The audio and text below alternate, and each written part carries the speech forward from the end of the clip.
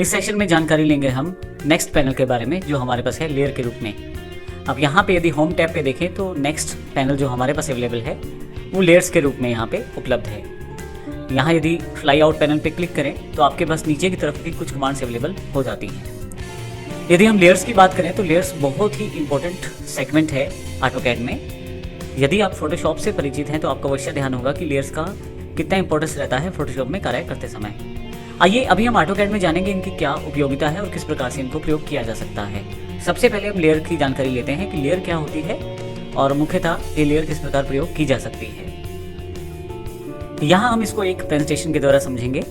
यदि आप यहाँ देखें तो हमारे पास 3 डिफरेंट डिजाइन्स यहाँ पड़े हुए हैं, ड्राइंग्स जिनका कलर भी डिफरेंट है, जैसे रेडिश, ग्रीनिश और यहाँ पे आपके पास ऑरेंज कलर का ड्राइंग दिया गया है। यहाँ पे हम लेयर्स की जानकारी लेना चाहते हैं तो सबसे पहले लेयर्स को आसान भाषा में समझते हैं वो क्या होती है। आप लेयर्स को यहाँ पे ट्रांसपेरेंट पेपर की तरह सोच सकते हैं। जैसे मेरे पास यहाँ 3 लेयर्स हैं, 3 ड्राइंग्स को मैं 3 लेयर्स मान लेता हूँ। पहला ट्रांसपेरेंट पेपर या पहली लेयर जो मेरे पास जिसमें एक हट बनी हुई है।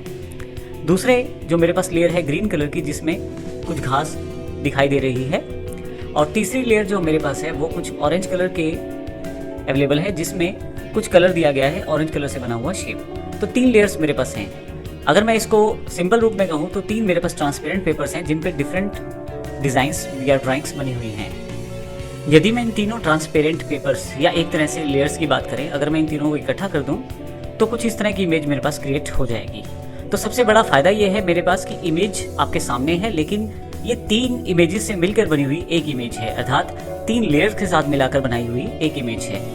अगर आप ध्यान दें तो पहली लेयर जो है जिसपे हमारे पास हट का डिजाइन है, दूसरी लेयर है जिसमें पेंट का डिजाइन है और तीसरी लेयर में हमारे पास ग्रास अर्थात घास का पिक्चर है।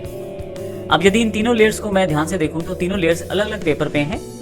अगर मैं चाहूं तो इनको अलग अलग एडिट कर सकता हूं, लेकिन जब मैं इनको इकट्ठा रखता हूं तो इन तीनों लेयर्स के साथ मिलकर एक इमेज तैयार हो जाती है जो फाइनल इमेज मेरी होती है।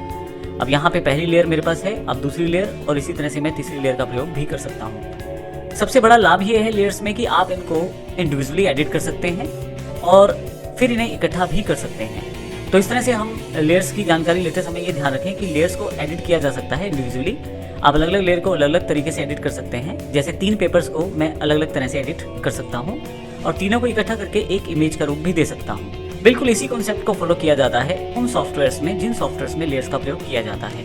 इसमें काफ़ी सारे सॉफ्टवेयर शामिल हैं आज की डेट में जो लेयर्स का इस्तेमाल बहुत ज़्यादा करते हैं, जैसे Adobe Photoshop, Adobe Premiere, Adobe After Effects, Flash और सबसे इंपॉर्टेंट हमारे पास जो सॉफ्टवेयर हम अभी जिसकी ट्रेनिंग भी ले रहे हैं ऑटोकैड। तो आइए प्रैक्टिकल रूप में देखेंगे नेक्स्ट सेशन में है कि ऑटोकैड में किस प्रकार से लेयर्स का प्रयोग किया जाता है।